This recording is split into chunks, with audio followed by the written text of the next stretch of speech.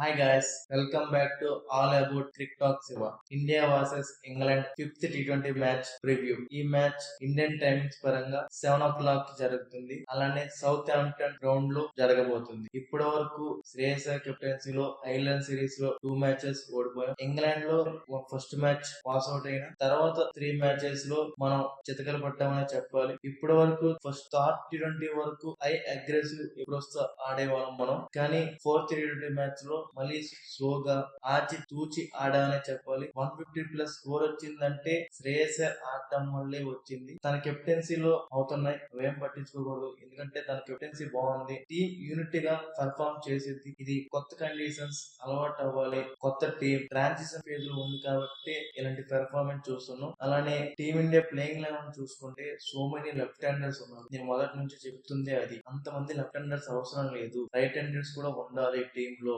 ఇన్నిసార్లు ఫెయిల్ అవుతున్నా కూడా ఇసాన్ కిసాన్ తో కంటిన్యూ అవుతున్నారు టీమిండియా మేనేజ్మెంట్. అనే సంజు శాంసన్ 3 మ్యాచెస్ ఫెయిల్ అయ్యారని తననే డ్రాప్ చేశారు. అలానే ఇప్పుడు వైభవ్ సూర్యవంశీ కూడా ఫెయిల్ అయ్యాడు, తిలక్ వర్మ కూడా ఫెయిల్ అవుతున్నారు, ఇసాన్ కిసాన్ కూడా ఫెయిల్ అవుతున్నారు. కానీ టీమిండియా మేనేజ్మెంట్ సంజు శాంసన్ ని బ్యాక్ చేయట్లేదు. ఎందుకు ఉంటే అందరికి ఒక రూలే ఉండాలి క్రికెట్ లో. సూపర్ స్టార్స్ ఒక రూలు, ఇప్పుడే వచ్చిన ప్లేయర్స్ కి ఒక రూల్, అలా ఉండకూడదు. అందరికి ఒక రూల్ ఉంటే బాగుంటుందని నా అభిప్రాయం. అనే మీ అభిప్రాయం ఏంటో కామెంట్ లో చెప్పండి.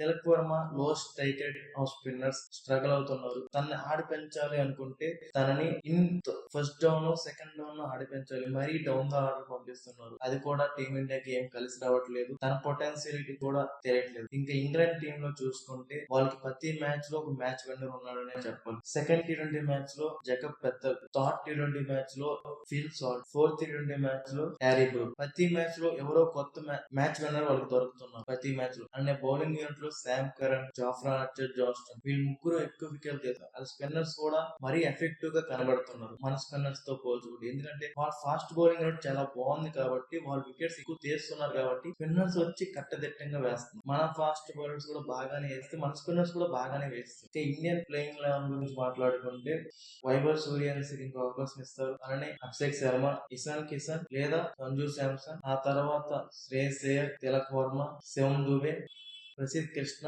వాషింగ్టన్ సుందర్, హర్షదీప్ సింగ్, ప్రిన్స్ యాదవ్ ఉండే అవకాశాలు ఉన్నాయి. ఇంకా ఇంగ్లాండ్ ప్లేయింగ్ లెవెన్ లో ఏం చేంజెస్ ఉండకపోవచ్చు. కానీ ఈ మ్యాచ్ లో ఈ పిచ్ లో యావరేజ్ స్కోర్ వచ్చి 170 ఉండొచ్చు. ఇక్కడ బాల్ మూవ్ అయ్యే అవకాశాలు ఉన్నాయి. బౌన్స్ కూడా ఉండే అవకాశం ఉంది. మళ్ళీ ఇండియా టీం కి టెస్ట్ అనేది చెప్పాలి ఈ కండిషన్స్. వీడియో నచ్చితే లైక్ చేయండి, షేర్ చేయండి, సబ్స్క్రైబ్ చేయండి.